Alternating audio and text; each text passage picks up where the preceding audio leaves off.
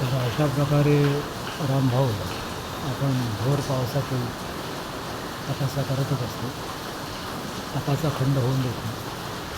इकडे चारी बाजूला पाऊस चालू आहे. मुसळधार नाही आहे, पण संक्षिप्त मुसळधार स्वरूपातच आहे तो. आणि मुसळधार पावसाला पाडण्यासाठी बऱ्याचशा यंत्रणा करून अगदी भोलेनाथाचं डमरू वाजवल्यानंतरच त्रिशूळाच्या साहाय्याने त्यांनी पाऊस पाडलेला आहे. म्हणजे निसर्गाचा कोप थांबवण्यासाठी आपणही खूप प्रयत्न करत आहोत आणि त्यातून आपल्याला थोडं थोडं यशही येत आहे. तर हा निसर्ग हा परमेश्वराच्या अधीन आहे, मानवाच्या अधीन नाही आहे.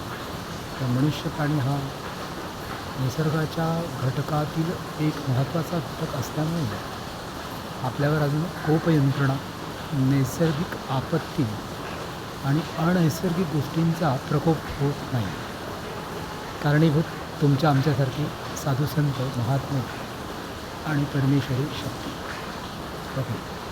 जय शिवशंकर, जय भोलेनाथ.